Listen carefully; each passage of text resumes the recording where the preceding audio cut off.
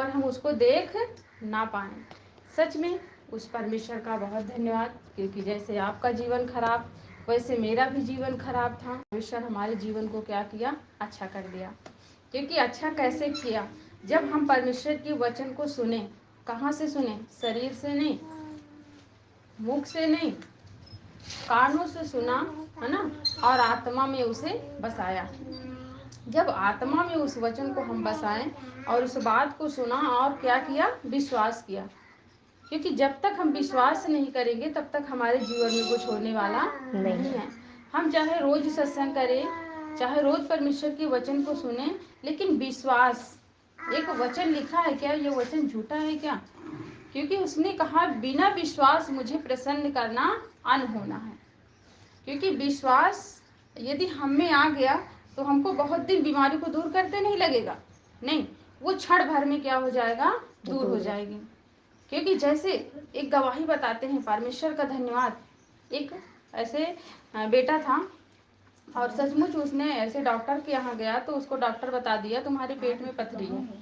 लेकिन सचमुच परमेश्वर पिता का धन्यवाद, उस बेटे ने ऐसे फ़ोन किया और फिर वो बताने लगा यदि मुझे ये दिक्कत है, तो परमेश्वर की बात को केवल हमने बताया उसे, और जैसे उसका विश्वास हुआ, गवाहियों को बताएं, तो उसने कहा जब इसके उनके जीवन में काम हो सकता है ना। क्योंकि परमेश्वर ने क्या किया था, एक बहन है उसके शरीर में कितनी बीमारियां, 36 बीमारियां थी, और वो बहन चलने फिरने में असमर्थ थी, यानी कि चल नहीं पाती थी। ऐसे बैठ बैठ कर, ऐसे हाथ से टेक टेक कर तो वो चलती थी। सचमुच उसके गले में पूरा यहाँ तक पूरा ऐसे लटका हुआ। लेकिन उस परमात्मा का धन्यवाद है, टीबी, कैंसर, न जाने कितनी बीमारियां उसके शरीर में थी। जब 36 बीमारियों को परमेश्वर ने उसके शरीर से नष्ट कर दिया, तो बताइए क्या ये पथरी नहीं दूर हो सकती है?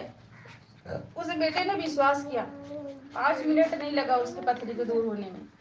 जैसा हमने उसको बताया वैसे वो जाकर प्रार्थना किया परमेश्वर से, 5 मिनट नहीं लगा, उसके पेट से पथरी तुरंत का तुरंत बाथरूम के रास्ते से निकल गई। सचमुच उसका दर्द क्या हो गया, अच्छा हो गया। जहाँ तेज दर्द कर रहा था वो बेचारा चीख रहा था, लेकिन जैसे उसने प्रार्थना किया 5 मिनट नहीं लगा, उसकी पथरी निकल गई। और सचमुच वो तुरंत का तुरंत मेरे पास फोन किया कि मैं अब बिल्कुल से अच्छा हो गया, क्योंकि मैंने देखा कि वैसे पथरी बाथरूम के रास्ते से निकल गई। सचमुच परमेश्वर कितना महान है, पर हमारा क्या नहीं बन पाता, विश्वास नहीं बन पाता। हम कहते हैं हम बोल नहीं सकते, हम कैसे करेंगे, है ना। जैसे थोड़ा सा वचन पढ़ाएंगे निर्गमन में, ऐसे 4 में पढ़ेंगे। तब मूसा ने उत्तर दिया कि वे मेरी स्तुति ना करोगे और ना मेरी करेंगे, यही मेरी ना सुनोगे। तब मूसा ने उत्तर दिया कि वे मेरी प्रतीति ना करेंगे और न मेरी सुनेंगे, है ना, वरन कहेंगे कि यहोवा ने तुझको दर्शन नहीं दिया। और यहोवा उससे कहा तेरे हाथ में वह क्या है? वह बोला लाठी। सचमुच एक मूसा नाम का, है ना, परमेश्वर का भक्त था। तब परमेश्वर ने मूसा से कहा, यहोवा ने उससे कहा तेरे हाथ में वह क्या है? ना, वह बोला लाठी। तो यहोवा परमेश्वर ने उससे कहा मूसा से कि यह तेरे हाथ में क्या है ना। उसने कहा कि तेरी मेरी प्रतीति ना करेंगे, यानी जब मैं किसी से कहूंगा तो वो मेरी बात को नहीं सुनेंगे, है ना। तब मूसा से परमेश्वर ने कहा, यहोवा ने उससे कहा तेरे हाथ में यहाँ क्या है? उसने कहा लाठी है ना। आगे उसने कहा उसे भूमि पर डाल दे। जब उसने उससे भूमि पर डाला तब वह सर्प बन गई और मूसा उसके सामने से भागा। जब वह परमेश्वर ने कहा तेरे हाथ में क्या है, तो उसने बोला लाठी है। उसने कहा जमीन में डाल दे, उसने जमीन पे फेंक दिया। तो जब वो सांप बन गया, क्या बन गया? सांप। तो वो उसके सामने से वो डर गया, डर के मारे भागने लगा, है ना। तब उसके बाद तब यहोवा ने मूसा से कहा हाथ बढ़ाकर उसकी पूंछ पकड़ ले, है ना, उसकी पूछ पकड़ ले, यानी कि जो वो सांप दिख रहा है उसकी पूछ पकड़ ले। जैसे उसने सांप को ऐसे पकड़ा पूछ को, तो क्या बन गई?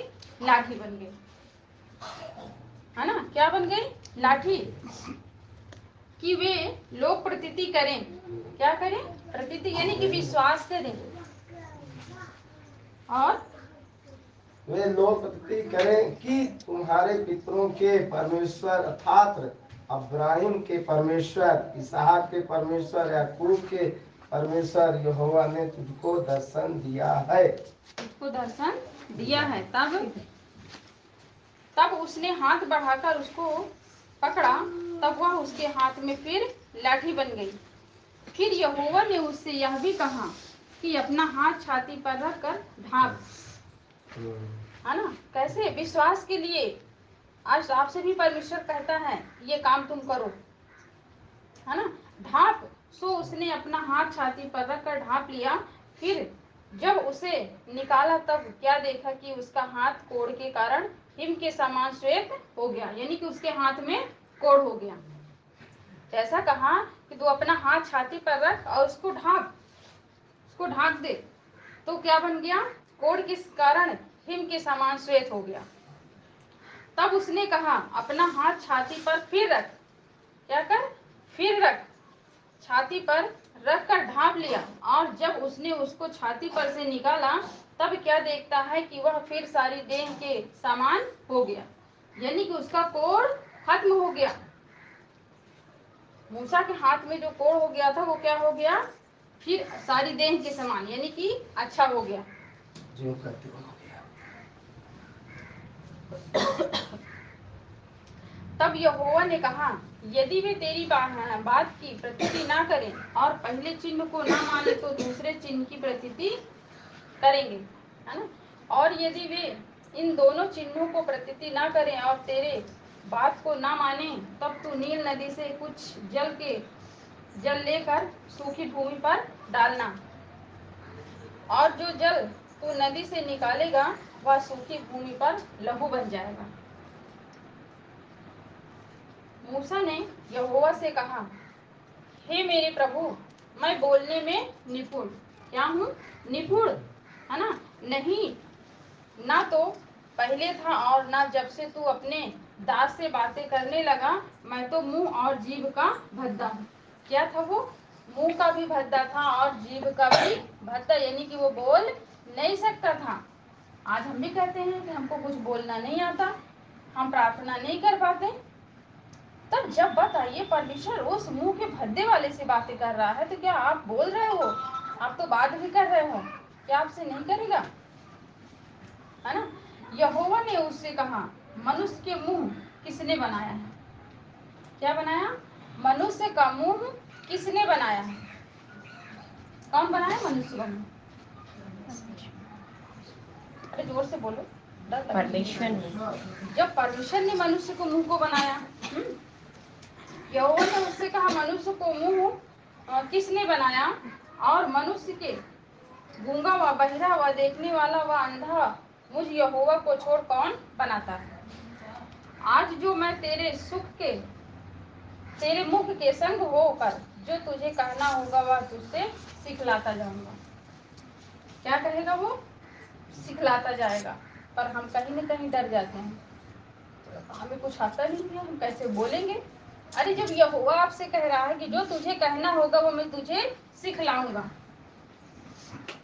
है ना। उसने कहा हे मेरे प्रभु, जिसको तू चाहे उसी के हाथ से भेज। तो सच में हमें जो कहना होगा आज परमेश्वर के राज्य में, परमेश्वर आप में हो करके वह बोलेगा। क्या करेगा? बोलेगा। क्योंकि सच में जैसे उस भाई का, है ना, विश्वास किया और तुरंत हो गया। तो आज जब मूसा के संग वो मुंह का भी भद्दा, जीभ से बोल नहीं सकता था, जब परमेश्वर उसके द्वारा किसको? इस्राएलियों को छुड़ा के लाया। आज आपके पास भी तो परमेश्वर है, तो क्या आपको नहीं छुड़ाया क्या? वही इस्राएलियों के देश से आपको भी तो छुड़ा के लाया है। तो सच में ये जीवन किसका दिया हुआ है? परमेश्वर का दिया है। क्योंकि आज यदि हम चुने गए हैं तो परमेश्वर ने हमें चुनकर यहाँ इकट्ठा किया है। तो सच में उसने कहा है, धन्य है वह जो यहोवा पर भरोसा रखते हैं। आज जो परमेश्वर के हैं वो आज भी चुने हुए हैं और आज भी परमेश्वर उनके संग बना है, क्योंकि उसने कहा है कि मैं एक दिन के लिए नहीं तुम्हें अनंत जीवन देने आया हूँ। तो आज सच में यहोवा हमें अनंत जीवन देने आया है, हमें दुख देने नहीं आया है, क्योंकि परमात्मा है जिसने हमारी बीमारियों को चंगा किया है ना। जैसे मूसा के संग रहा और उसने क्या कहा कि वो मुंह का भी भद्दा, मुझसे बोल नहीं सकता, तो उसके संग रह के उसने काम किया। तो आज आपके भी संग उसने रहेगा और वो काम करेगा। सच में ऐसे लिखा है, परमेश्वर ने कहा कि तू इस पुस्तक को क्या कर, खा ले, है ना। आज जो वचन तुम्हें मिल रहा है इस वचन को तुम खा लो, अपने हृदय में रख छोड़ो, क्योंकि ये वचन हमारे काम आएगा। कोई मनुष्य हमारे साथ नहीं जाएगा। यहाँ पे अगर मिल रहा है, यदि बट रहा है तो एक चीज बट रहा है जो परमेश्वर का मुख से निकला हुआ शब्द है। अब इसको जो रख लेगा वो उसके जीवन में दुख हो, मुसीबत हो, किसी भी समय कहीं भी वो रहेगा, वो काम निश्चय आ जाएगा। कोई और काम आने वाला नहीं है, केवल वचन काम आएगा। जो तुम्हारे मुख से निकला हुआ, अगुओं के मुख से निकला हुआ परमेश्वर ने आपको बताया है, उस वचन को अपने हृदय में रख छोड़ो। जब किसी को जरूरत पड़ेगी तो यहोवा ने परमेश्वर ने हमें ये भी बताया उत्पत्ति में 1:26 में कि परमेश्वर ने मनुष्यों को अपने समान, अपनी समानता और अपने स्वरूप में बनाया है।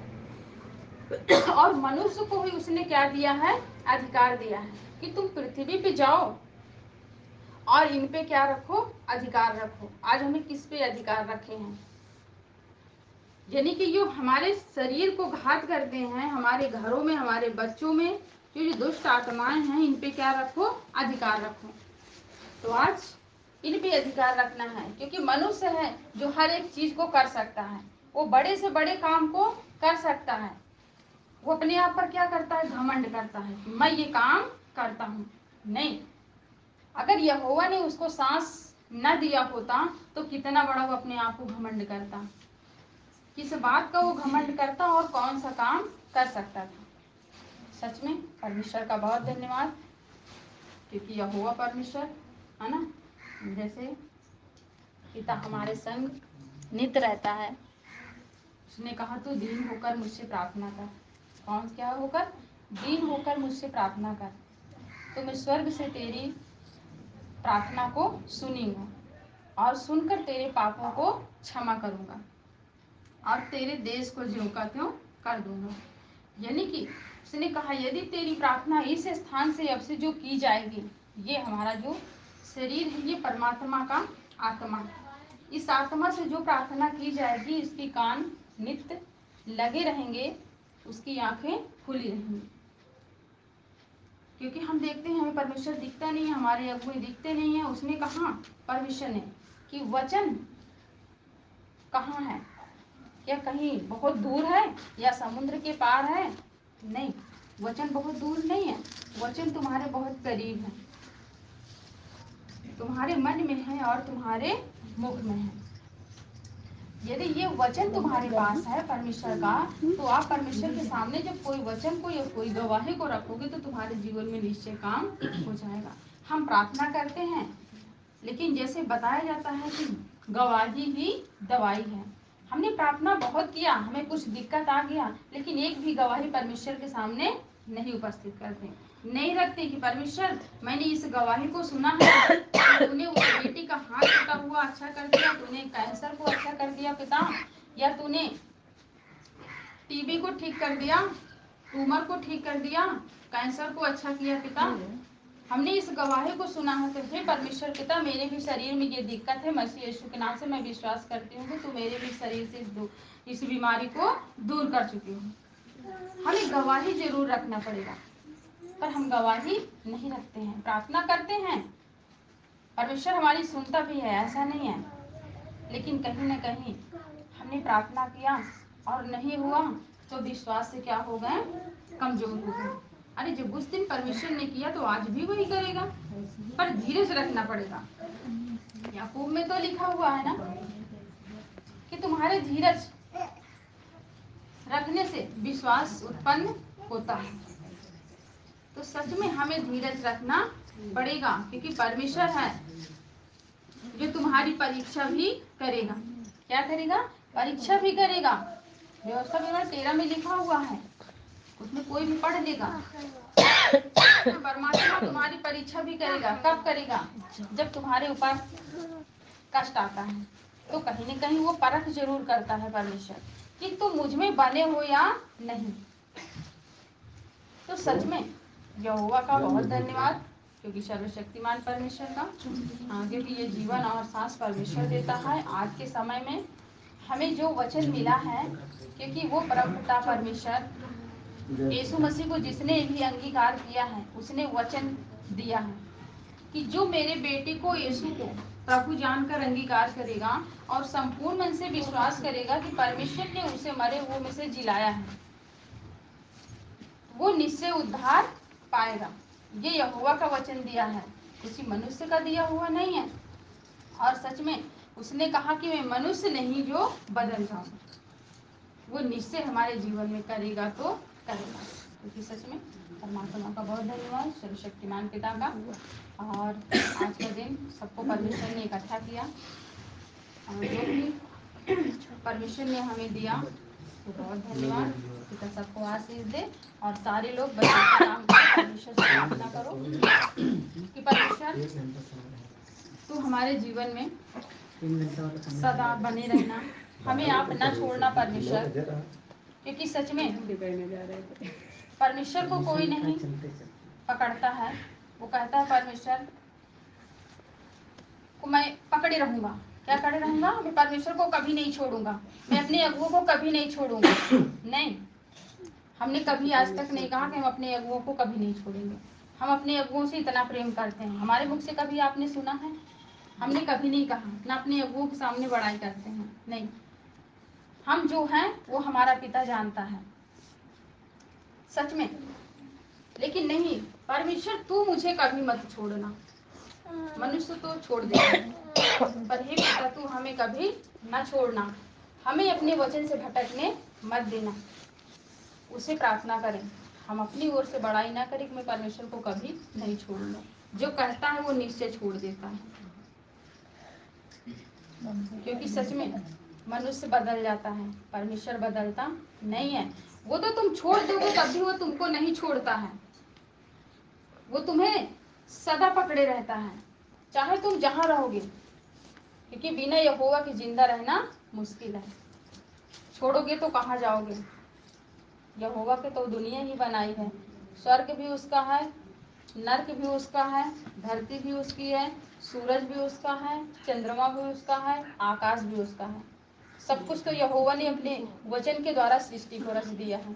कहाँ जाओगे उसको छोड़ के दुनिया में?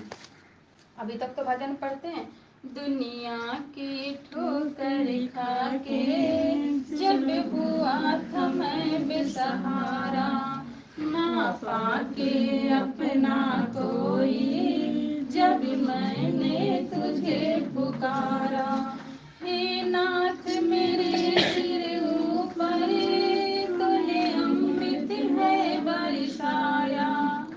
सचमुच तेरी कृपा को मैंने पाया, उसने अपना हाथ हमारे सर पे रखा। उस दिन से हमारा जीवन धन्य हुआ। मनुष्य ने किसी को, परमेश्वर को नहीं चुना। उसने कहा जब तक मैं किसी के पास जाकर अपना परिचय स्वयं न दूं, जब तक वो स्वयं अपनी बात को नहीं बताता, तब तक मनुष्य परमेश्वर को पहचान नहीं पाता, है ना। तो एक ही काम करें, भजन भी पढ़ते हैं, मन उसी की करो प्रार्थना जिसने जीवन दिया, जिसने दिया आत्मा, मन उसी की करो प्रार्थना।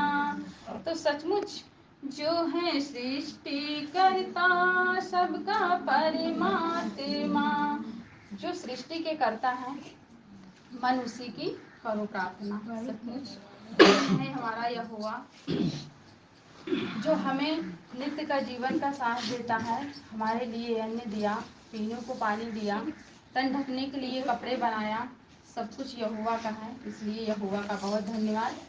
और सदा यहोवा में बने रहोगे तो जीवन भी आगे बना रहेगा और हमारा जीवन नर्क का जीवन नहीं स्वर्गीय जीवन मिलेगा। बस आत्मा के चलाए चले सचमुच। और सदा अधिक से अधिक परमेश्वर ने कहा कि तुम अपने मन की रक्षा करो, क्योंकि मन तुम्हारा क्या है, असाध्य रोग लगा है। ये पल में मन बदल जाता है, बहुत चंचल है, क्योंकि मन में तुम्हारे दुष्ट कुछ और लगा देता है। तुम कैसे हो, तुम्हारा जीवन कैसा है, तुम सत्संग करते हो फिर भी दुख में पड़े हो। नहीं, दुख हो या सुख, जो भी मिला है वो मेरे परमेश्वर ने दिया है मुझे, और मेरा परमेश्वर है जो हमें दुख से जब उस दिन दूर किया तो आज भी मसीह यीशु में वो निश्चय दूर करेगा, क्योंकि यहोवा महान है, उसकी करुणा सदा की है। तो बहुत बहुत धन्यवाद। परमेश्वर आशीष दे और सदा परमेश्वर में लगे रहो, अनंत जीवन मिलेगा। धन्यवाद।